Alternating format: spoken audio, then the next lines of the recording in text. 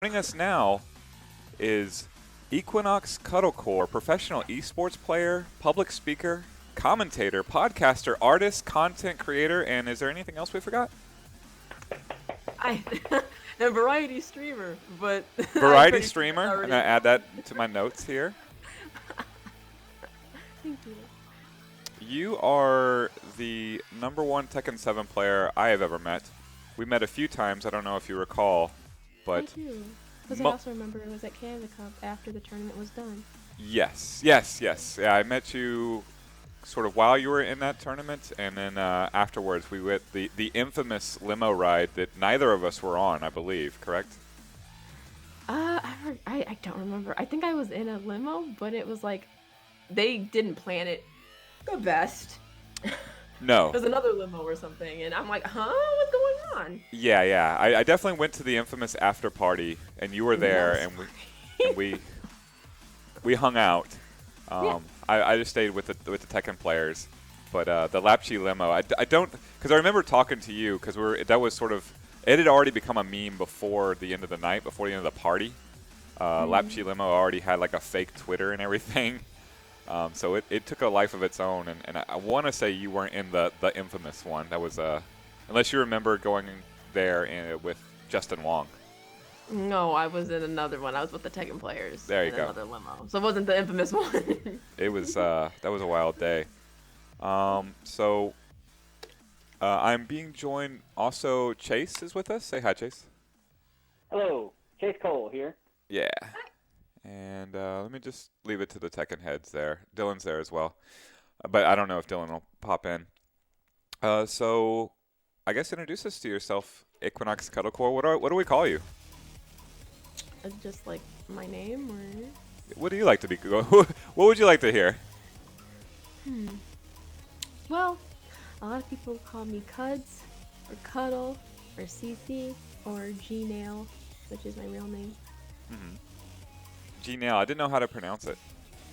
Oh, it's fine. Yeah, it's Gnail, but well, a lot of the time people say Janelle, but it's Gnail specifically. Gotcha.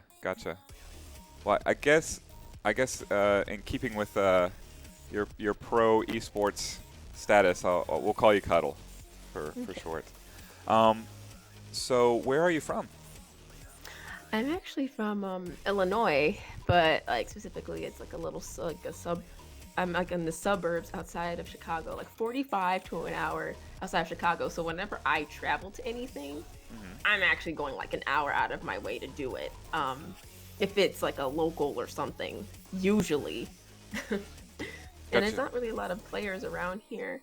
So it's usually like deeper in the city is where I would play everyone.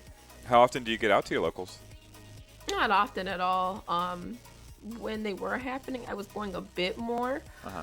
But not often because usually my time is spent training here or a lot of business stuff I have to do, a lot of work I have to do before these tournaments. So it's kind of hard to get out to my locals sometimes. But I was going to them a bit more, and then this happened, the virus. So Right. Yeah. It's yeah. shut us all down. It's really frustrating. I definitely want to have more talk about how that's impacted you and us and all of us. We're Free Play Arcade, and I know I've invited you out before. It's completely shut us down. Literally, our entire staff, including myself, has been laid off. We're all on disaster unemployment. The arcades are shut down as they are all across the world, and we're just doing everything we can to stay alive. It's definitely a quick reversal. I remember Saturday was smashingly successful, and there were people everywhere, and it was just business as usual. And Sunday, we were laying off people. It was that dramatic It and was that swift. quick. Yeah. How long have you been playing? How long have you been playing? I guess you've probably been playing video games all your life, correct? Yeah, since I was a kid, like Yeah. 5. How about fighting games? Do you remember your first fighter? Yeah, my first fighting game was Tekken. I play a lot of them, and I had like because my dad had like a whole catalog of like he was a big gamer. He still is actually. Right. And he has like I remember I played every different type of fighting game, so it wasn't like, oh yeah, I'm biased because that was the only one I played. No, I had Virtua Fighter, Virtual Fighter 4. I had Soul Calibur's 2, 2, 3, 4, 5. I had Mortal Kombat, Deadly Alliance. I had KOF Maximum Impact. I had Street Fighter Third Strike 15th Year Anniversary Edition. And I had Marvel vs. Capcom 2. I had everything. So I played a lot of those games, and I just always felt like I gravitated more towards Tekken in the end. I loved all of the fighting games that I played or I had, but Tekken I ended up really, really getting into. Are you proficient in all of those? Everything you just mentioned there? I know how to play them at a very casual level, but it's definitely not the same as Tekken or the way I know how to play that. Yeah, no, I always, whenever I hear that answer, I think everybody cringes too, like casual and like, I don't know that I could ever beat you at Third Strike. I'm just gonna guess. My Hugo is not where I want it to be. It's okay, but I suspect you would annihilate me anyway. He's got a great Hugo cosplay, I'll mention. Oh, me? Oh, Yeah, that's better. Hugo? That's better than my actual Hugo game is my Hugo cosplay. And better than my Hugo cosplay is the fact that I have a poison with me, so. That's so cool, though. That's so cool. I didn't know you had one. Oh yeah. No, you gotta make up for the lack of actual game, because I can't, like you said, like you're casual in all those games and you do your best, but like you have one or two that you can pick and actually get really good at. I have a few more than that, but there's no way I can be truly competitive in every single game. I can do my best and go 0-2 and enjoy myself. Yeah. What is it about Tekken? What brought you into Tekken specifically? I think there's something aesthetically about it that always drew me in. I think it was very much so the way the characters looked, the fact that the women like the women, the characters in the game, like when I played Tekken 2, for example, it was Jun Kazama, Michelle Chang, Nina Williams, Anna Williams, characters like that. Like I was like, wow, they have this look that like, okay, like that looks more like believable to me compared to maybe something like my Shiranui, or I don't know how to say her last name, but that I don't know not either. that couldn't be a ninja, but it was less believable. I think it was because the projectiles, the magic, and some of the body proportions really threw me off in some of the other games. So I think as a kid, seeing that all these women can have like realistic proportions, but like still be like strong fighters. And to me as a kid, I'm thinking, okay, what's believable for me? People fighting, but realistically, you're throwing hands. You're probably not throwing fire and wind projectiles at each other. And the music was always hit me a certain way because the themes truly, like to me, like the sound of the music really, I don't know, it did something for me, like the style of it at the time for Tekken 2. Yeah, Tekken 2 has one of the best soundtracks I've ever heard. They really killed it, knocked it out of the park with that. It was very talented music team behind that, and or maybe it was one person, I'm not sure, but yeah, it was great. So even as I got older, I never forgot the sound of the stage, the music on the stages, or the look of the stages at all. So yeah, that's always stuff that stuck with me. And every character had such a unique move list that it always kind of like resonated with me. Do you like the complexity of that? Because the Tekken move list is I don't know of a game that has more moves. If you know one, please let me know. But like the 2D fighters that we're playing in the arcade are not even in the realm of how many moves that are in Tekken. There's like 125 or more. Heck, I think King has over 100 command grabs. It's absurd. Yeah.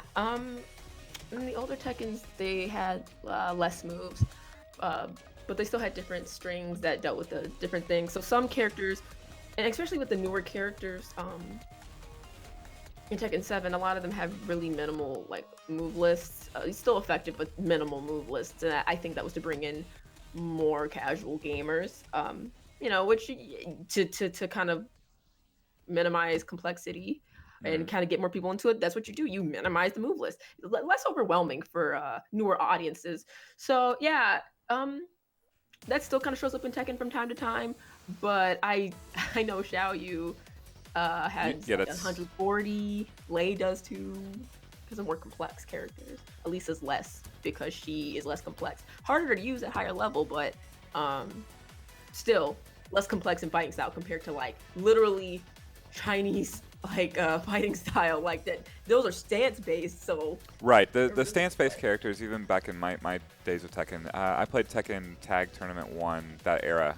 So Ling had been in the game since Tekken 3. It's yeah, just the doing back turn stance and Art of Phoenix and ducking Art of Phoenix. Like everybody, if you want to get down to it, like everybody kind of has several different stances, whether they're on the ground or crouching or while standing or whatever. But like, boy, the complexity you add in from transitioning from stance to stance to stance, especially with the damage output that Ling was doing that back then. Is she a high damage character now? I can't imagine she is. not anymore. No, she relies too much on poking to open you up. Right. So then that's where she tries to get her damage. But in a game like Tekken 7 now, like the way it is now, you can't all that poking. You know, you're trying to add up on damage, right? But if your pokes alone aren't doing that, it makes it's like an uphill battle for Ling. I think she's strong in some ways, but she actually kind of lacks compared to some of the other characters who have stances and are way stronger. I definitely feel like they need to touch on her a bit more because the latest buffs, quote unquote buffs they gave her weren't really buffs. Yeah. So yeah, she used to season 1. That girl put out mad damage, but it was a different kind of game in season 1. So we're a lot of arcade players here that you're talking to now. We play at Free Play Arcade. We play a lot of older man games, Super Turbo, Street Fighter 3 Third Strike, games that are static. And I kind of did want to ask you, like, what is that like having to play a game that is updating constantly and at a professional level? Like, how much goes into just studying like the newest patch updates? Well, for me, I don't really overthink it because I always feel like it's like I'll just watch kind of like videos on the patches, and then I'm like, okay, that's what I need to look out for now. This is what's changed, and so I see so many videos on Twitter just oversaturated too. Like the Twitter's just oversaturated with like tons of videos from people when these patches come out, and you're like, okay, well, through all this information, I'm gonna find what I need here with the updates. So I learn about them. Because either somebody, and then you can kind of gauge for yourself what was really good in the changes and what was really not good for them. And so things like maybe a certain move like Akuma's Fireball, I think now is 14, but before it was like 12 or something like that. It was less punishable, but now it's like a max punish or something. It's more punishable either way. It's and like that's a disadvantage on it. Yeah, it's a disadvantage for the Akuma player, but that's an advantage for anybody going against him because his damage output is insane. I'm not talking about execution right now. I'm just talking about damage alone. Right. Okay. And that it's massive. So you know, to have that, he can't just throw it out there like that anymore. Without having to think twice, and that changes the mind games around it and things like that. So when you know seeing something that's important like that, you're like, oh, okay, good. I see that now. I don't even understand, Funky Swank, what that question is. Does Armor King is broken? Is Armor King broken? No, not at all. Actually, if anything, he needs to be touched up more. You noticed, you know, and I hate to use examples of other players using these characters to show their credibility as characters. Like how good or how viable they can be, but I have to because I feel like JDCR was like one of the only people, if not the only, like pro tournament player. He was using him and making the character look good, but it seemed as if it was still a struggle for him because the character didn't have everything that he needed to kind of like capitalize on like the punishment, the movement, like his options were limited compared to King's. It's not even his tracking was a little off. So so that was like huge. So you don't really see him using Armor King like that. So, you know, he'll kind of go more to like maybe Dragunov or maybe one of his other characters, maybe even Heihachi more so now. But definitely Armor King is he's lacking. I think he might be like B+, A-, because he good character, but unfortunately they didn't tweak him enough. So we have our lead tech of Free Play Arcade chiming in with a question that I don't know that you have the answer to, but I'll throw it out there anyway. You ever played Tekken Tag Tournament 1, the original one? Yeah, I've played all the Tekkens, and one was one of the Tekkens that I played the most. Really? Well, where's the tag button? The tag button. The tag button is on the up right. Thank you. Pinky tag. R1, Correct. sorry. Yeah, yeah. Or said top R1, gotcha, yeah. Top Yeah. right. So who is your who are your mains in Tekken 7? My main's Tekken 7. Well, for a while, it was. Well, first it started out as Ling Xiaoyu when we didn't have the game and we were just playing Tekken 7 tournaments without the game. There was Oh, that. you mean arcade when it was just arcade exclusive? Yeah, so they would bring the like boxes, like the arcade, quote unquote, arcade like boxes, and we would Yeah. be competing in the game Yeah, it's without a the super game. gun, right? That's what you mean? A super gun, I believe you're referring to. I have no idea what the term Yeah, is. but it's a modified version of an arcade where you can plug in your USB stick, but it's not a cabinet itself. Then yeah, that's exactly what that was, Yeah. and that was happening for like months. I hated it. Oh my god, because we couldn't train in the game, but like countries like Japan and Korea had the game in arcades, but Right. we didn't have an arcade scene. America doesn't really have an arcade scene like that, like anymore. Only in some places. Right. So it was a big disadvantage. We learned a lot, but I was like, oh god. This is like I don't want to do this. I always want to be prepared. It's like a test. If I'm gonna take a test, I gotta study for weeks and months. Yeah. But it was still really fun to do. But yeah, for Tekken 7 originally, I was playing Ling a lot, and then the game dropped. Then I was using Ling and Elisa a lot, and then they changed Xiaoyu. And then I just really started using Elisa because they were buffing Elisa properly, but they were kind of falling short on Ling. So I said, oh, all right. Well, Elisa's getting stronger. This is perfect for me. She's also my other main. Let's go. So then Right. at one point, I wasn't really using Ling Xiaoyu in tournament. So a lot of the time, I wasn't really switching to another character if I was down a game. All I was doing was using Elisa for it. So, but now I use both of them. I've revisited Ling again. I'm trying to kind of like not be in the mindset where it's like, okay, well, she's not as strong as she was in the first season, but I'm trying to just revisit what I enjoyed so much about playing her and finding my own flow again with my other main. Yeah, I wanted to ask with the game not being static and changing and having seasons and buffs and nerfs and stuff, is it possible to be a character loyalist? Do you consider yourself one? Do you? Yes. Yes, and yes. Yeah, I do consider myself a character loyalist, but I think it's because of the fact that I have two mains that I can do that.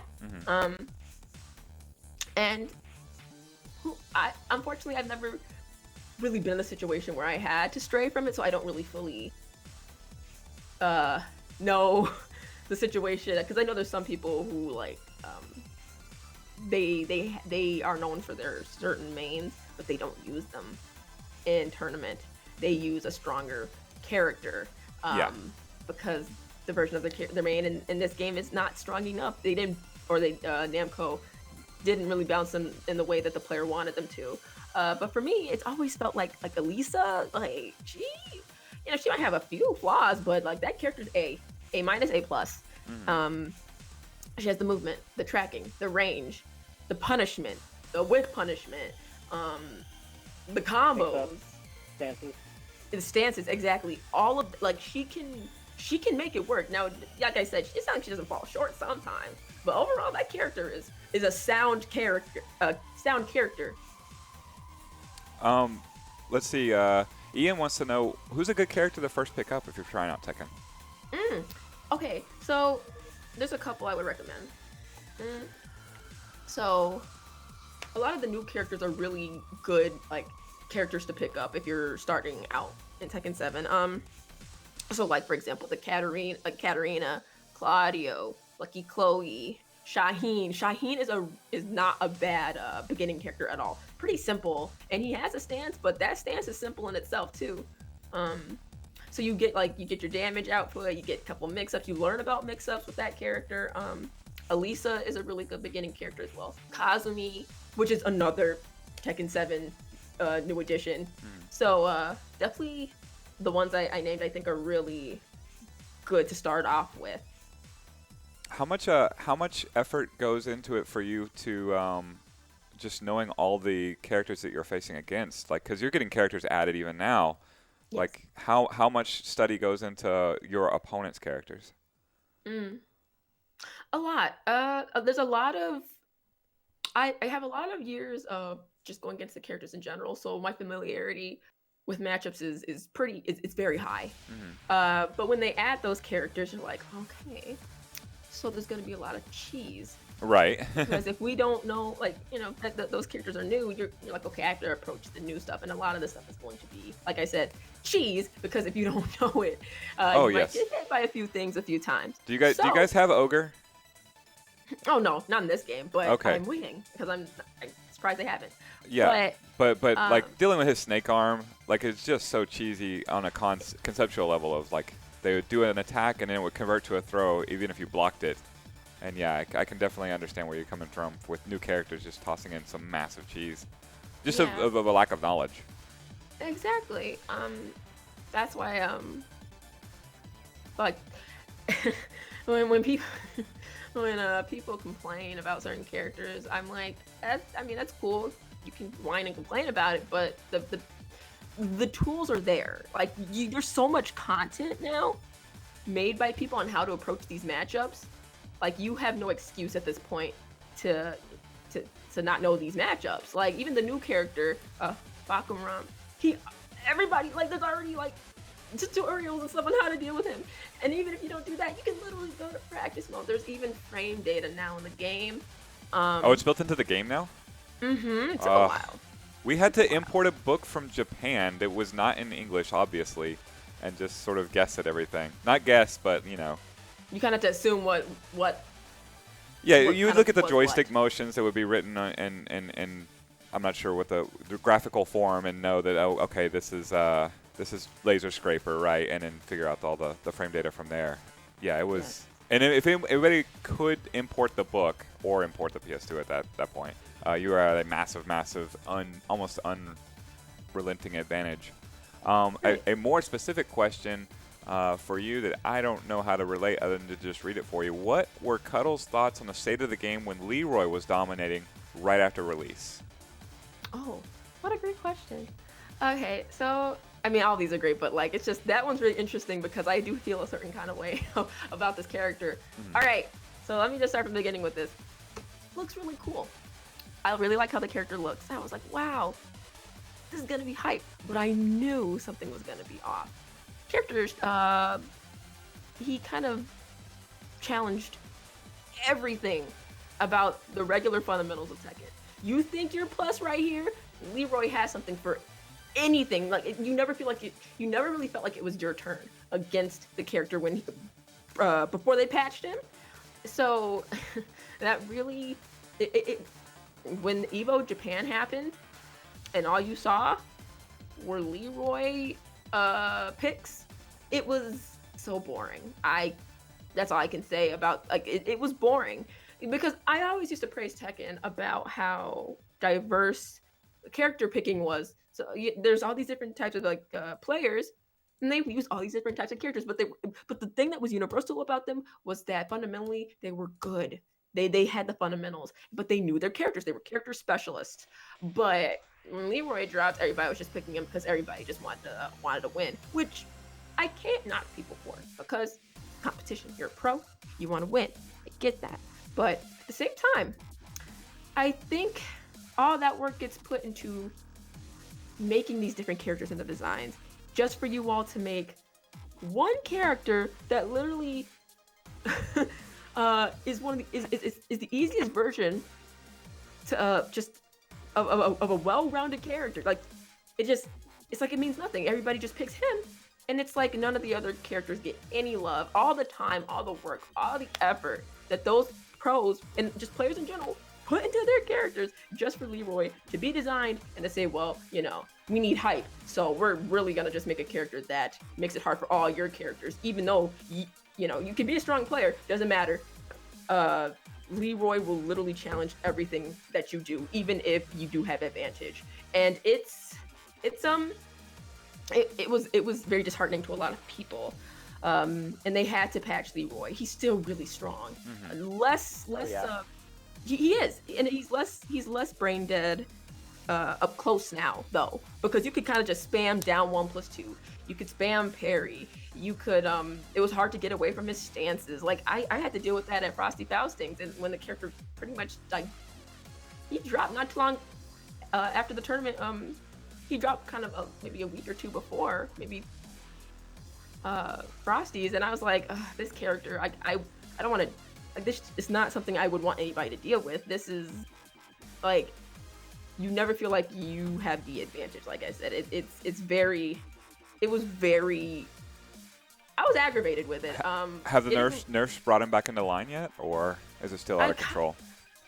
Kind of. No longer brain dead, right? Right, he's no longer brain dead, but he can still do a lot of damage, and I do expect that once this is all done, the virus that's keeping us inside, once this is done and tournaments come back, you're gonna see him, and right. So they may have made him more complex to use, but he still got every bit of viability that he had to dominate the tournament. Yeah. Yes. When other characters don't. Like when other characters just don't, like Eliza or Gigas, how they get nearly no love for years, right? Yeah, Gigas has been put on the back burner by Namco for a while. That character has so much potential. Cool character. Very, and he doesn't, and it's like he doesn't even need the movement. That's the thing. It was literally, if they could make him stronger. Like, he had the range. He just needed to be more fleshed out a little bit. And neutral, because his neutral's a little like lacking. Yep.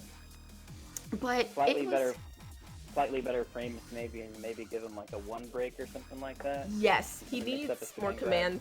Yes, I think those are really good additions that he could have. It's just, I really think they need to amp the balancing, because it's not that balanced right now. And in that new character, Fakuram, he's a problem. That's a problem. Character does too much damage, and has 3 rage drives. That's concerning. My goodness. Yeah, they definitely will need to keep that in line. I played Tekken Tag Tournament 1, and I don't even like to talk about the fact that I played Tekken 4 because it was a garbage game with Jin was just busted to the point where every one of my contemporaries basically quit Tekken over Tekken 4 and how busted Jin was. Jesus. I played in Tekken 4. I played competitively and traveled around the country for years, trying to deny that Tekken had been, ruined by that development team that they added in. Mm-hmm. And if they could have tweaked it back then maybe they could have done something to address it. But as it was, I represent an entire generation of Tekken players that were just basically cut off at the knees because, an unbalanced character and a brain-dead character in Tekken 4 Gen just eliminated the scene. I am certainly not alone. Did you make it out to EVO Japan? No, I actually was chilling. My teammate, actually, like 3 of my teammates were there. They were at EVO Japan, and I got to watch them play. It was interesting. It was interesting watching them play because they. Well, okay, sorry. Are we talking about this last EVO Japan or the first one? Nah, the one that just happened with Leroy. Okay. The one that happened. Leroy Japan. Leroy Japan, Leroy 7, all that. Like, it was cool to watch until it became Leroy stuff. Right, yeah. Have you ever traveled internationally? A lot, yes. Yeah. What do you travel for Tekken, or do you just like casually, like? Because you didn't go to EVO Japan. What kept you home? Oh, I was just relaxing. I had been traveling all year. I traveled all of 2019. Okay. And I was exhausted. I know you traveled all of 2019 because I saw you like 3 times. Yeah. Basically, if I went out, I assumed you were there. Even not being on the tour kind of like characters, it gets you have to travel a long way too, right? He said When it's, Evo not being on the tour might cause you to not go. Oh no, I mean I went last year and it I don't Nice. think it was on the tour, was it? I don't know. No, it wasn't. I go every year, to be honest, because it's still a really strong tournament, you know. So it's like one of those things where it's I mean last year I got 13th and I beat a lot of strong players and I was really like because I've been Nice. you know been playing all the way up to Evo and I had trained with like I trained. And I just came back from Vegas before that, and I had to go back to Vegas like 2 days after, and it was crazy. But all my training and like all my prep was, and all the other tournaments I'd gone to before Evo really helped me prepare for Evo. And I was like, okay, cool, I got 13th, sweet, out of like a 2,000 people, like 1,100, and I'm like, okay, I have to go to this tournament. I go to that tournament every year because strong people there. And it's a strong, hard tournament. And it tests your limit challenge. And that's why I go to these tournaments. Tekken is never like a cakewalk. No matter who's there, like, you know. Yeah. What got you into the tournament scene? What got me into the tournament scene was I remember I came home from my first year of college and I couldn't go back to the college I wanted, so I started going to school closer to home. And I wanted to find something outside of school and socialize outside of that because I really wasn't feeling community college because I'm like, no, I want to get to my actual college now. I really don't want to have to go this other route. So I'm like, if I have to do this, I need something outside of community college so that I can and socialize in another way. So I actually searched on Facebook for like a Tekken group. Okay. And one of my friends had recommended a group as well, and it was a Chicago Tekken Land page. And so I started like inquiring, and one of the players said, "Hey, we go here every like weekend or whatever, and we plan it out." And I think at the time it was called Game Pazzo. Rest in peace to Game Pazzo. We've lost like 3 gaming homes in the last like 7 years. That's why we're here. We're trying to save Free Play Arcade, which has been forced closed. So we're doing everything we can to solicit donations and just to keep us alive. So we definitely understand how that feels. You know, cause the people who keep those doors open for gamers like us, it's respected and it's appreciated because like that's what breeds like that drive and a competitive scene and a strong scene. And if it wasn't for those scenes and people like you all, like a lot of us wouldn't be where we are now. And it's it's hard and it's sad because it's there's so many like good people that really helped me along the way. So seeing other people keep their doors open or like really like try to keep like their businesses open that serve as that home for gamers, like I respect it so much. I respect what you all do. It's hard. Yeah, everybody should definitely support all their locals. And what's really insidious about the coronavirus and the COVID-19 shutdowns is you can't have locals. We're all forced closed, and will we survive? Like, it's hard to survive without this, but now that it's, like, an arcade is virtually illegal right now. Right. In fact, it's literally illegal where we are. That's kind of hard to stay in business when your business is illegal. Right, it's considered illegal because, like, you know, all the any event with 50 plus, they don't.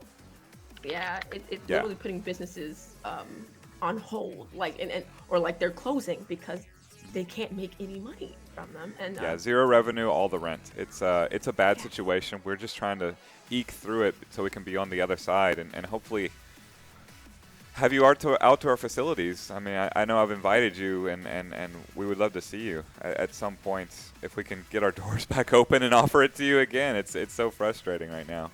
Do you happen to be registered for Kumite in Texas this year? Man, yo, like I was trying to go. Mostly, right? It's just going to be devastating to them. We'll get to that in a minute. It'll be devastating if that didn't get to happen. I'm just wondering if you had planned to come out here or not. I did, I did. I have a friend out there too, so I was like, oh, vacay, and I get to compete what happened. I don't know. I'm sad because I don't know if it's gonna happen or not anymore. Yeah. Who's your friend I out here? got mine. If you don't mind me asking, since we're in the area. I'm sorry, I couldn't hear you guys. Oh, who's your friend out here? If you don't mind me asking, like if he's in the Tekken scene or she. Oh no, she's not in the Tekken scene. Her name's Yasmin. Oh, okay. And but she does support gaming. Mhm. Yeah, it's an awesome venue. I got to open up pool play as commentator last year on NYC Furby stream. Oh, that's awesome. Awesome. One of the best times of my life. It was excellent. I really hope that gets to happen again this year then. Jesus. Yeah, Yeah. no, We're our talking about spring series tournament, which was gonna have, what was the prize for Tekken 7 in spring series? It's like $1,000, something like that. We had a pretty decent prize, and a 64-person Tekken 7 tournament, and now of course we're postponed. That was April 17th through 19th, so Oh my god. it's all tossed in the air. It's frustrating, and you don't know. We don't know. We don't know. We got to get our doors back open. South by Southwest has been canceled in Austin. You don't know if that's yes, going I to come back. Like heard. everything is potentially closed and shuttered at this point. You just gotta, because we don't even know when we can come out of our house right now. Yeah. But on back to your old school traveling days. Do you have any crazy old tournament travel stories you can tell us? If Tekken scene is anything like it was in my day, then you have a lot of them. But maybe it's a little more put together than it was then. Honestly, a lot of my traveling was smooth sailing, and still it really has been. The only time it wasn't was I was supposed to go to China to compete. I still went, but it was terrible. It was so terrible because my flight was delayed. So that literally set me back. So if your flight's like delayed like 3 or 4 hours here, it gets delayed all the way. Like you're gonna miss your plane. With your when you connect from Japan to China, and that's what happened. And so then I had to go through so much. It was the worst culture shock ever. And then I was like tired when I got there. I could barely compete. And just to go back the like hours later, I was like, I'll never do this again. Traveling internationally is fun.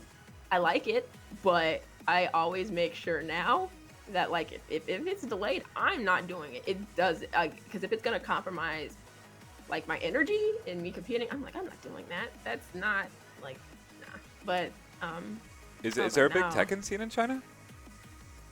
Is there a big Tekken scene in China? No, not that I know of. It's not huge, but they play. Okay. They do. Yeah. And Now, when I think of Tekken, of course, I think of Korea and Japan. Other than that, have you been to South Korea to play? no, I wanted to go. They invited me, but it was just like poor timing. Wow. But I was invited to go to Japan, and so I competed there in first to tens against like all of Japan's like high level players, and that was really fun. I did it for 4 days, but like 6 to 8 hours or 4 days each. How competitive were you out there? Did you have fun? Very. I was very competitive. Did you wreck them all? Please tell me you just wrecked them all. I beat a lot of them. Good. And like some of them I like it was really like it'd be like some of them I would come up like 8 and they win 10. Like it'd be close. Yes. Or like 6-10 or like, but a lot of them I did beat. But some of them were really I mean like all of them were good. It's just some of them I have more read on. But all the games were super competitive, really fun, super high level, really intense. And Japan really plays more aggressive. Yes. They're more aggressive in their play style. Reminds me of America, honestly. So when those play styles clash, it's so funny. But yeah, I loved playing there. I loved it. Do you remember the first time you beat an international competitor? Oh, when was that? Because it was like, I don't remember. Yes. So it was in, I think it was actually before. It was at EVO 2017. Okay. I beat a Japanese Fangway player named Nishi. and he's like he's a really strong player. I talked to him again. I saw him like 2 years after that. I saw him in Japan when I went to compete again. But yeah, it was. I was like, oh crap. Oh, I'm like, oh, I'm like, that's what it feels like. And then I realized something. I'm like, I didn't care where they were from. I'm like, I don't care how praised the country is for being good at Tekken. I'm like, I'm gonna show you how good American Tekken is and how good I am with my character. I don't care who you are, because it's like there's always this like this mentality that I see and I hear from people that kind of overly praise certain countries because they're known for being the stronger country in those games, those competitive games. But I'm always like, well, I love my American gameplay. You know, I love the people who play. I love like a lot of the top players for American Tekken. I'm cool with. So it's like, you know, I'm very biased because I see how well they do against international players. They beat them. Yeah, we are all the locals when you talk about our country. Yeah. Yeah, and it's like I thoroughly enjoy being amongst those players who, you know, we're known for being international players and taking them out often, because like that shows a higher level of strength as well as a player too. When you're able to do that, especially consistently, that's huge. And I saw it a lot before I even started competing more, especially with Joey Fury and Shadow 20Z and Anakin as well and Jimmy. So you know, just examples of other American players who definitely take out international competition with a lot of vigor and pride and like and convincingly too. I feel like, so a lot of us again we're old school arcade players, and our main games competitively here at Free Play are Street Fighter 2, Super Turbo, and Third Strike, and the Japanese have long dominated. So is there any kind of X's and O's as far as like, not, of course you don't know the games as well, but we're all kind of trying to catch up to the Japanese, and usually they finish, if we bring over 5 of them, then they'll be 5 of the top 8. Now we're talking about like all-time grandmasters that have been playing the game for 20 years, but like how do you go about studying or playing or training in a way in which we can realistically bridge the gap? Because we're definitely trying. Like here in Dallas, we're in our scene, Free Play is 5 years old. So a lot of us got into the gaming scene at that point. We're still catching up and are catching up actively with the nationwide scene, and then the international scene just seems to be that much further ahead of us. So on the training aspect, how do you recommend just going about, we want to beat them? So I'll tell you the secret. Please. Are you ready? Yes, ready? but it could be practice harder. I don't mind. Nah, that's not it. That's not the only thing, but I do recommend that. You need to go to the place where that's happening. You need to go there. Even if it's a group trip, you need to go. Okay. Or start studying their videos. That's how you do that. When you have to go to the land where they're the strongest. Yeah. to understand what it is that makes them so strong. You study, you analyze your opponents, especially since if they're known as the strongest. See what their weaknesses and what their strengths are. See what separates you all as a region compared to them. Is it also your scene? How big your scene is? How many high level players there are? Is their scene bigger than yours?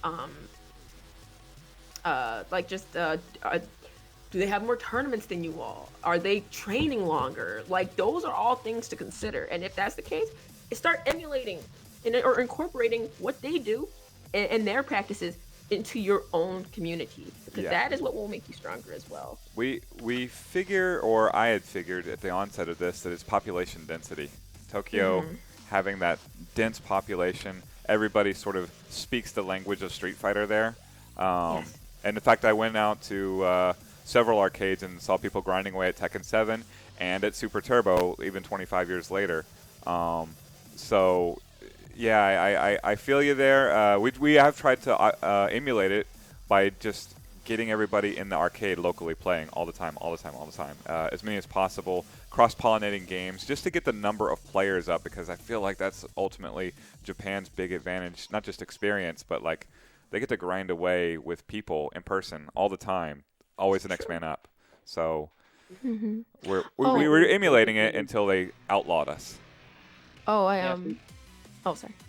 free play is basically like a 7-day-a-week local going every night with that serves beer and plays like great music.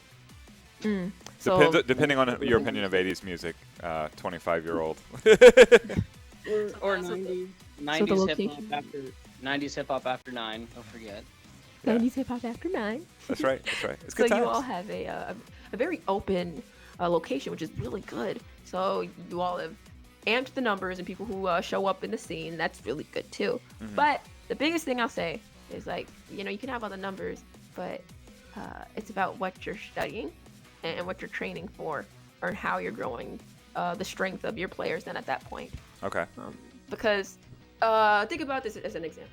You could have, for Tekken, you could have like a tournament, an American tournament of like 500 players, and 400 of those players are like maybe mid to high level Tekken players. The other 100 are higher level, or maybe like not the other 100. The other 50 are higher Tekken players from Japan. It's happened. Right. Things like that have happened, and like maybe like 4 or 5 of them are in the top 8. But it's because of how they're training. It's because of the experience they're getting. Even if there's like less of them, or maybe like not as many of them as like the American players who are in the competition, it's about the skill set that they have compared to just like, you know, there's a lot of you. There are a lot of us. We're working hard. Boca had a question. Tekken 7's lifespan has gone on way longer than anyone could have predicted. Do you want a season 4, or would you prefer a sequel at this point? I think a season 4 would be great. I just hope that they redirect their attention into what they're buffing and nerfing, and what they're focusing on in regards to like certain things in the game, like aesthetics and like stages and damage output problems, things like that. I think it needs a real like redesign. And some characters just have like one move that covers just about every option. Other characters don't. It's very true. Where some Claudio's- characters can be more minimal, some can't. Like Claudio's back one, I think of, where that's just like it covers everything. It's never really a bad idea to throw it out. Well, actually, Claudio's back one is like slow. It's like, I think it's like 16 to 18 frames, so it's slow. To get neutral, you don't want to do it in anybody's face, but yeah. Well, because like when he whiffs it, like that's the thing. It's easy to backdash it twice and then it whiffs. So the thing about that move is, if you throw it out and it whiffs, the recovery on it is terrible. So I can launch you. He can whiff it. I have like 2 seconds. I can run up to you and I can launch you. The move's okay, but Claudio is on paper probably, I think Shadow would say like, I think he says like S or A, right? But in tournament, he said it changes. That changes, and like, yeah, the move is good, but like if it's thrown, like if you're trying to catch your opponent stepping, that move is slow. So if your opponent picks up on that, they could start counter hitting you with magic 4s.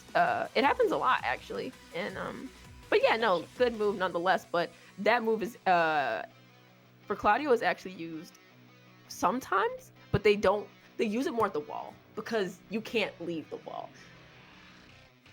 Yeah, Eddie Pistons taught me how to play Tekken way back in the day, and he would just yell at me that there's no frame data on a whiff. You cannot whiff. Period. Yeah, because if you whiff, then that's Yeah, that's it. It's so foreign to 2D players, because footsies and 2D fighters and 3D fighters are so fundamentally different. Because you know, if you're whiffing, when we're playing Super Turbo, we're whiffing jabs and doing out high priority normals that are stuffing moves with their hitboxes. That's, you throw out you whiff something in Tekken, you're gonna be up against the wall, eating 70% damage or something nuts. Yeah, in Tekken 7, it doesn't take much. It never takes much for you to get slapped to the wall. one whiff, it's over. Yeah. So, is there a different? A lot of us are fighting game players. Honestly, we go all across the board. We're pinball players. We're competitive pinball players. We're anything that you can think of in a classic arcade. We are both casual and competitive with at the same time. Esports is a basically foreign term to us. Do you differentiate that at all from the fighting game community or fighting game tournaments? Oh, do I consider esports separate from the fighting game community? Yes. Wow. Whew. Okay. There won't be a quiz at the end. Like, your opinion is of more value to me than anything else. So. Okay. I will try to give my most honest answer. Okay. I've been in the fighting game community scene for 6 to 7 years now. It went from super casual, like casual competitive to pro competitive. Right. And I've seen the You're there at the explosion of esports. It really wasn't a thing when you were starting. Yeah, exactly. So seeing how things were before and how esports is, kind of trickling into the fighting game community, I think it's a very positive thing, which means players get more money for the work that they put in. They get more exposure. They get more sponsorships. That's huge. I know of players who put on all the work and were pro, and but the effect wasn't the same. Right. Yeah, you had all the accolades, but what wasn't there was the coverage, the exposure, just the money, the sponsors. It wasn't like that. It was grassroots to the core, and there's nothing wrong with that. But I think in this day and age, it's time for people to get what they actually deserve for all the hard work and the accolades that they get, or if it's in whatever part or whatever aspect of esports or the fighting game community they excel at, whether it's being a very strong TO and creating this massive major tournament, or you all are contributing in another way. You have a really strong arcade scene, so you want more sponsors to grow your scene even more. And with esports, I think with that part of it, it can really grow the scene. Now, it might have to change some parts of it, but that doesn't mean it's a bad thing. Change is not a bad thing. It's not always a bad thing. A lot of the time, it just expands the way the scene is. Oh, I don't mean to disparage it either, because, like I said, I traveled around the country for the better part of a decade, and I was certainly known, and I still have friends in the Tekken scene. Bronson and Insane Lee, he would stay at my house. I certainly have the roots, but what does that matter? Like you said, we got paid nothing. We were grassroots. We did all the elbow grease. I was playing 10 hours a day, 7 days a week for forever, and 5 years later, I put on glasses and I'm anonymous. So if you that's knew, why you I knew. said that, because I understand why that would be. Where's the when do more people get the the benefits for doing that and whatever they're doing, and I understand. I see it. I've talked to other players about it in different fighting game scenes, and it's even now, the way things are, I benefit a lot from the esports part of it, but there are other parts of it I don't benefit from, because esports isn't fully integrated into the fighting game community. So it's still a struggle for pro players. For sure. So so then you have to kind of be creative and find your own way. What does that esports hustle look like for you?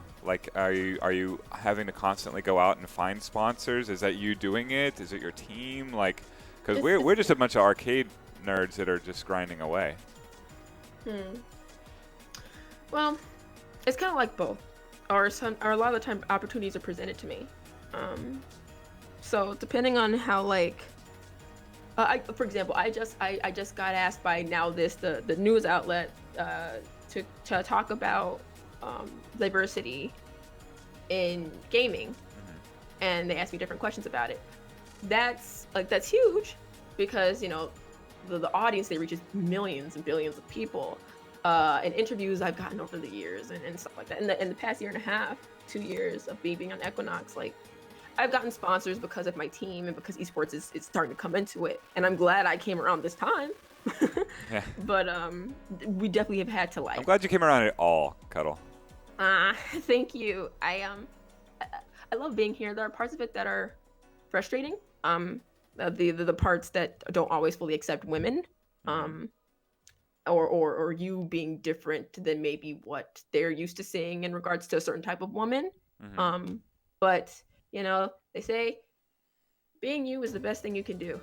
Is being you. So honestly, yeah, you represent everything that you are. Everything that you are. So whether you're a woman or an African American or an American or someone who wears glasses or a Lisa player. Like in every way, you represent you. So being you is super important, and we try very, very hard to be as diverse as possible in the free play arcade community. We pride ourselves on it, to be honest with you.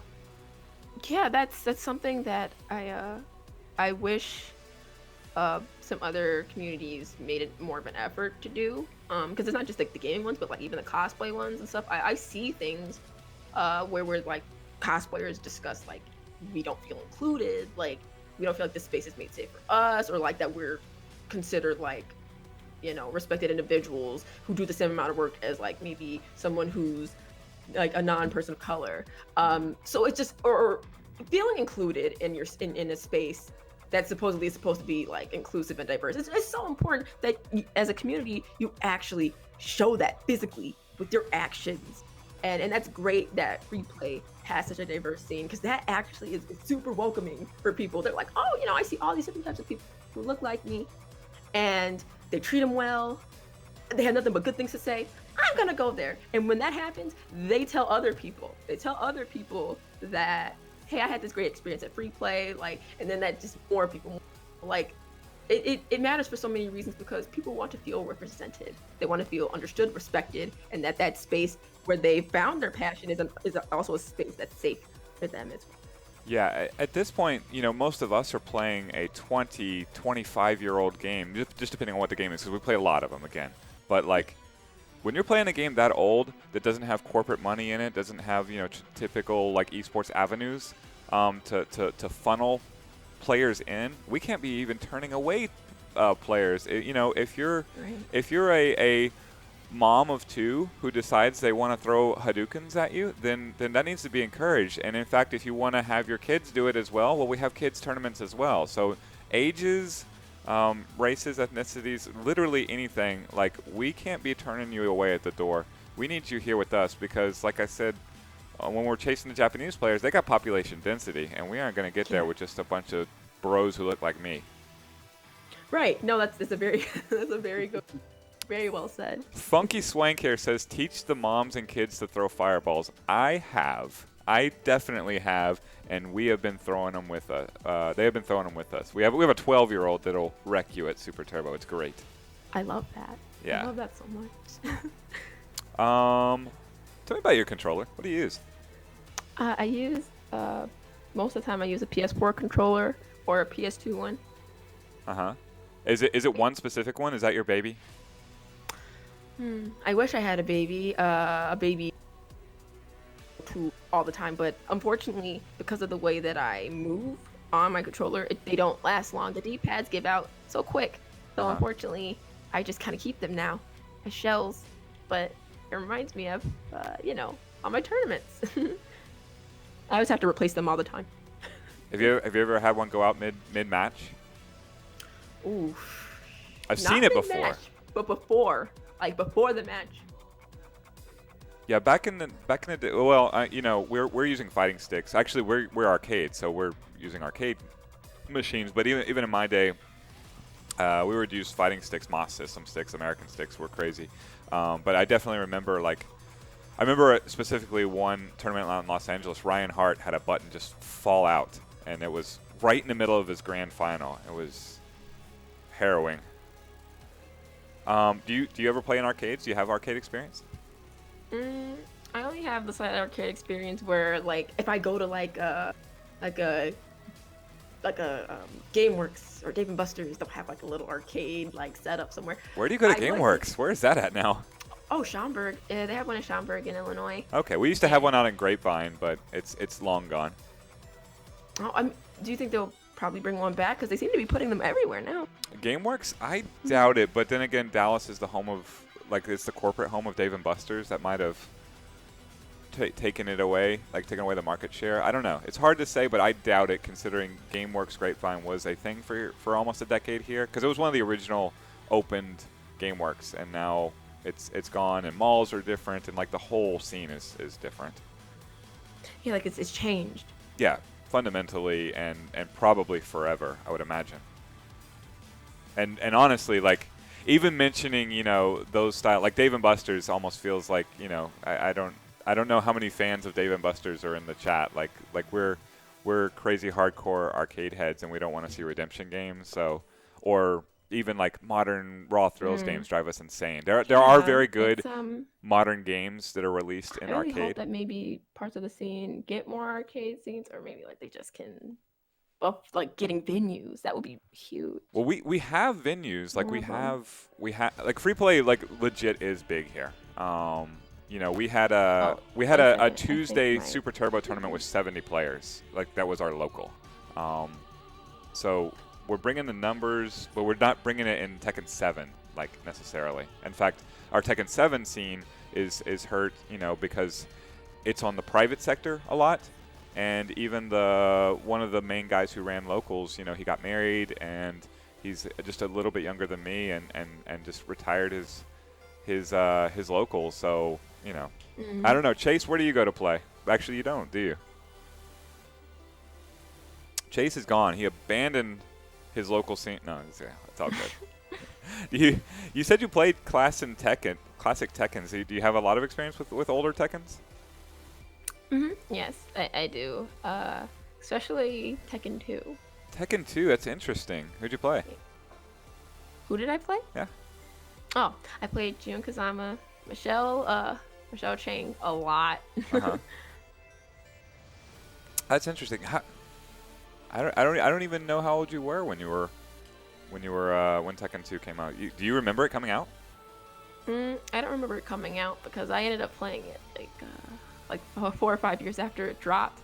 I know Tekken 1 came out in 1994. Fair enough. And then I know that because I was born in 94. So I played the second one's like I said, like maybe 4 or 5 years after they dropped. Yeah. And I think 2 might have came out in 96 maybe. Yeah, that sounds about right. It just had an awesome soundtrack, is what I remember, and it like introed a ton of, like, the presentation on Tekken 2 specifically was just way better than anything that had been presented before it. Yeah, iconic opening. Oh, so good. Of course, like I can't not see Lei rolling through the streets, and like I just mention it, and I see Hahachi crawling up from the volcano, like it just. And it's raining. Yes, yes, yep, no, and nothing. It didn't even have contemporaries. Like they had cutscenes, but my goodness. Yeah. Yes. Very iconic. Can I get you to rank them? Do you have it on point like that? The opening? No, just Tekkens in general. In your mind, how do you rank the Tekkens? Oh, okay. So the way how I rank the Tekken. You should probably put Tekken 7 first, since it's the meal ticket, but. Beyond that. I'm gonna be beyond that one. I'm gonna do Tekken Tag 2 first because I really that's how I got started. Okay. It taught me everything about matchups. Tekken Tag 2, then Tekken 7, then Tekken 6. Then I would say 5. 5DR or 5? Or do you differentiate them? 5DR. Okay. 5DR. Then I would say Tekken 1, then 4, then did I say 3? I don't think I did. 3, then 2. 3, then 2. Do you put Tekken Tag on that list at all? 1? Oh, the first one. Oops. Okay, I would put Tekken Tag 1 between 6 and 5. Okay. So very high up there. Yeah. And that had you putting Tekken 2 as the last one. Is that right? Yeah, because I just think about how slow it was. Oh Like, my like goodness. just think everything was good, but Up I two, just and you're like, just way in the air and up in the air and in the air, and somehow and the I'm like, guard stun is still yeah, you it still was. hit with it. Oh my goodness. Yeah, I was like, okay, yeah. I mean, it's still a great game, but I'm like, yeah. When it came to like properties of actually the fighting in it, it was a bit much. Yeah, I hear what you're saying. Let's see.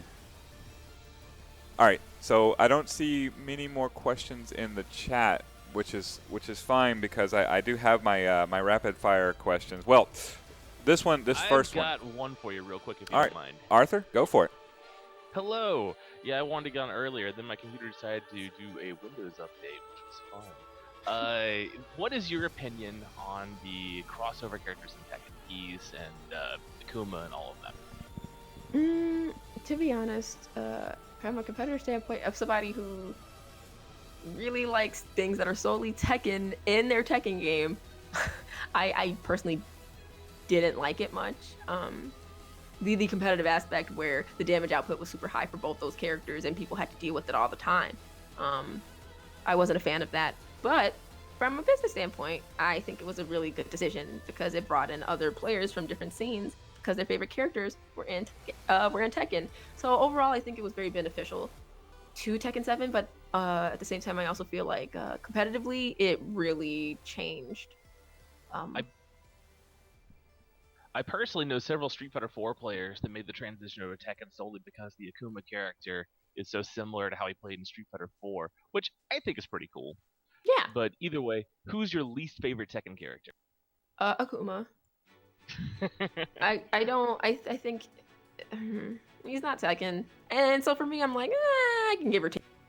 But his design is really cool in the game, and his fighting style is very similar to how it is in Street Fighter. So, really cool character, just kind of BS damage. Wow, the chat No is argument blowing up there. with questions suddenly. Do you play any 2D games?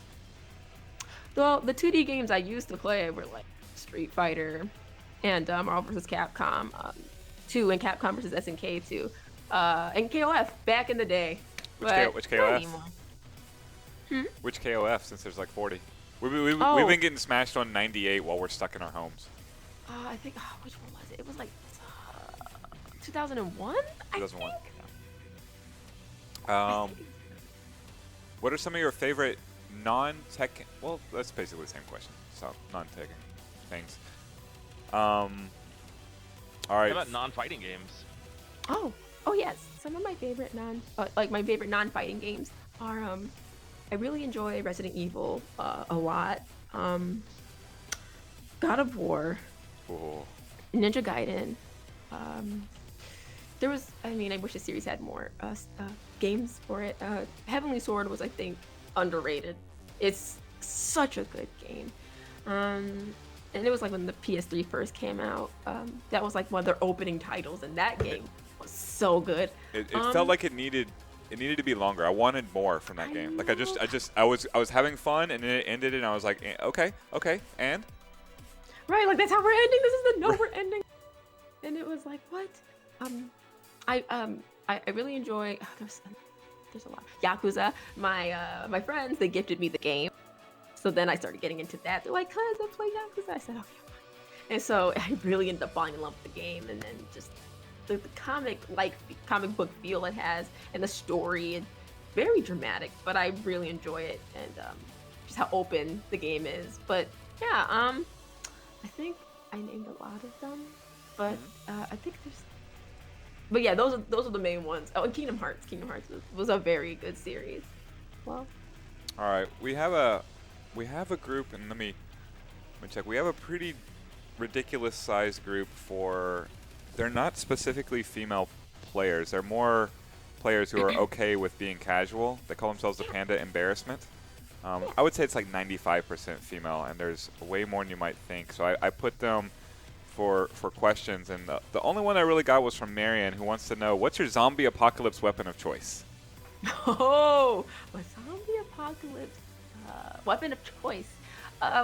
Okay, so if it was possible, I would like to have a bat with like a chain connected around it with like a spiked like metal like ball on the end of it. So some sort of like Negan bat with a mace attached. Yes. Yes. Yes. Okay. A bat flail. They're naming it in the chat. Have you ever made a competitor cry? I can say I've been on both sides of that. I have cried after a match, and I've made a competitor cry. It was weird, but it's happened.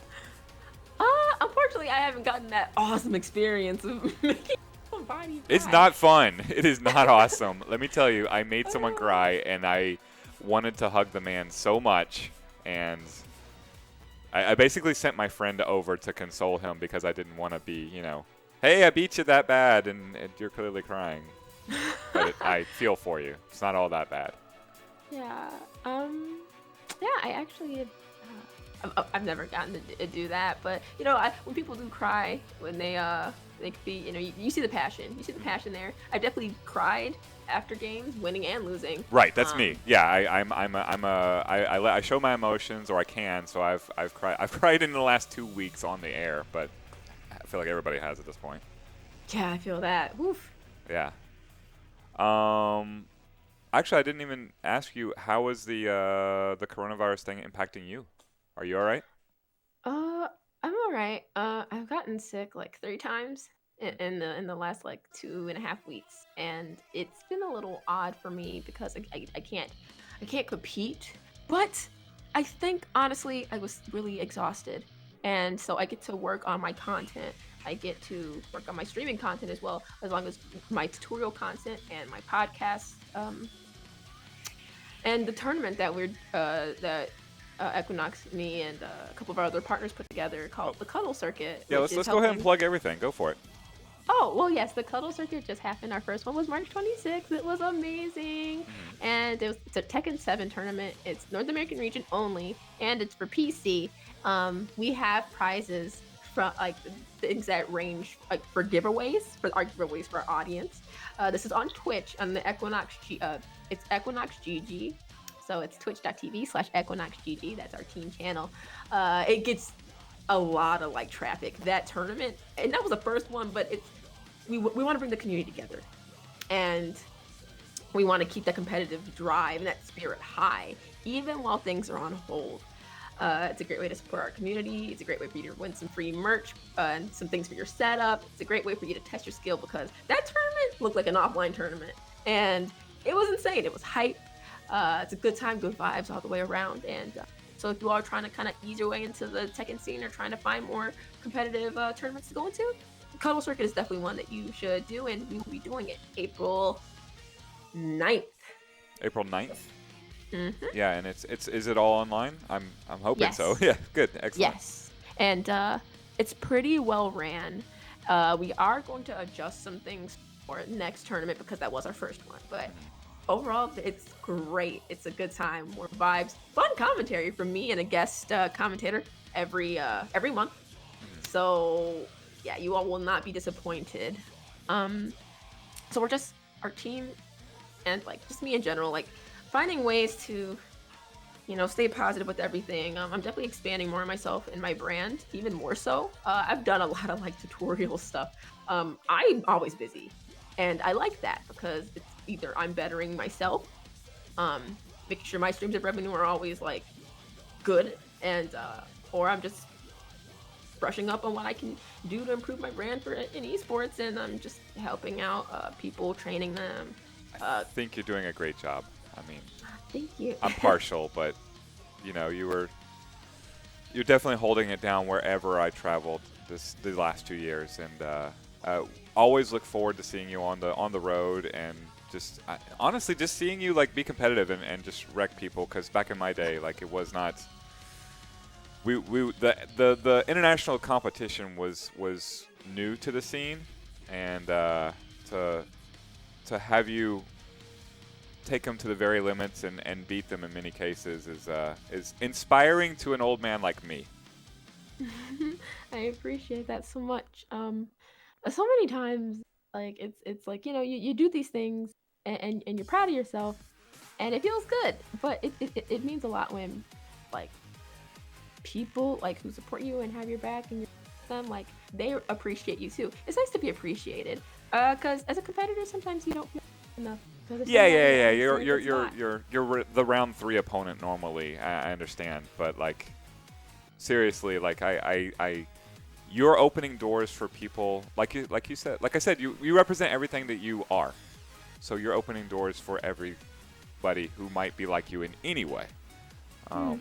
And I'm just the fighting game community and esports and really anyone that you associate with is better off for you. That makes me feel very good because sometimes there are some days where I don't feel appreciated. And it's not because sometimes it's not because of anybody. And sometimes it is because We people can be mean. yeah, no, I honestly, I was there in the after party at Canada Cup. Like you were getting ridden pretty hard even there, and I thought you handled yourself well. I think you always handle yourself well, and I think we had a good congratulations on winning my money match. Basically, I still had the whole thing on tape. Yeah. Oh, that was fun. I had a really good time. Yeah, I should tell the story too. I have it on tape. I can release it at some point. But like we had the old man game players. We had the because we did not have Super Turbo in the after party of Canada Cup, that weird Canada Cup that we went to. You were there. A few other Tekken pros were there. You had just finished. You were the top North American finisher at that tournament. I believe you got 4th. We're all sitting around the couch. You have Tekken 7. I pulled out 2 of the Super Turbo players. I didn't use myself because I had a Tekken background, so I didn't want to just wreck my Tekken noob friend. So these 2 were straight up noobs, and we had the people listening are absolutely going to understand this. This was a Tuesday night fight style money match where you guys had amateurs, which were represented by Hakuto from Mexico and Danyan from France. So 2 of the best Super Turbo players there are, who have no idea what's happening in Tekken 7 and wondering, how to block and stuff. So they were your noobs. I believe you chose Hakuto, the abnormally attractive Mexican player, as your partner. And Danyan got, I forget who your friend was that played with him. But yeah, they played. You guys gave them the tutorial of how to cheese out a victory without knowing what the Tekken mechanics were, and then you 2 finished it off. And of course, not surprisingly, the one who had just dominated all the other North American players, Cuddle, had won the whole game, and gladly handed my $20 over. It was really fun. Yeah. I never did anything like that. I wanted to leave you with a few more quick hit questions if I could. Have you ever had a competitor smash a pad in frustration, or a controller of any type? No. Nope. No. No. Not a lot of salt in the Tekken scene. Is that what you're telling me? Well, if they tried it in front of me, they know they would completely just. They would not be a good look for them. That's there's no- true. my- That's true. They're losing to you and losing their mind. That would be. Yeah, I've never had any experiences with that. We also, had my no scene cameras doesn't on us really- back in the day, so people got weird. Yeah, no, I can believe it. Like I've seen it happen in other scenes, but our scene is just bad. That's good to hear, actually. Refreshing, even. Have you ever slept on a hotel floor?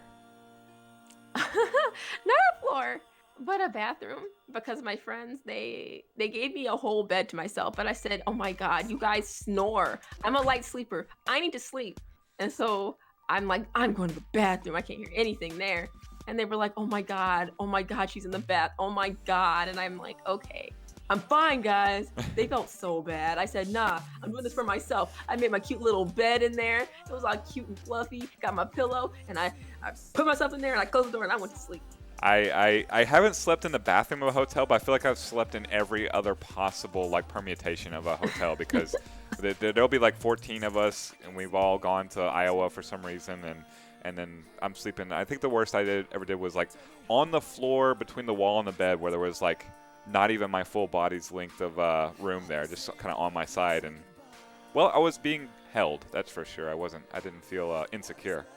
Have you ever flown first class? I think so, but I can't remember. It's all good. I mean, you fly a lot at this point. And can you give us one time when you were starstruck? Oh, when I was starstruck.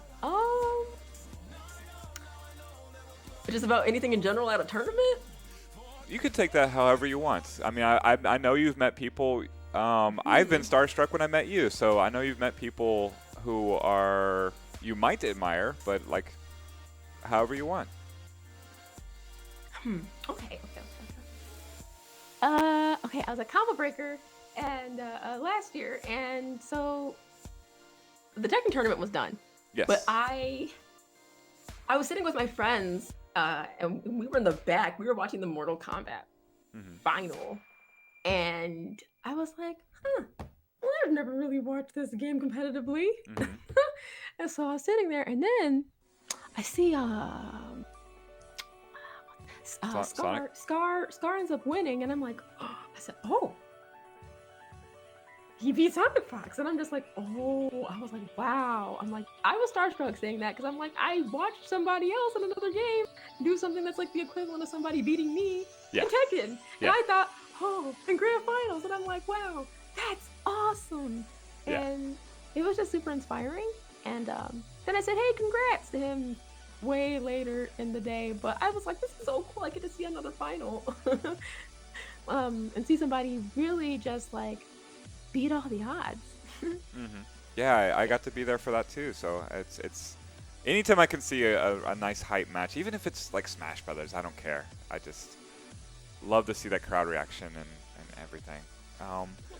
Thank you Cuts, were you in the building when Lil Majin beat JDCR to open up the top 8 of Vivo? Oh, I think I was in my hotel room, but I was watching it on Twitch, I think.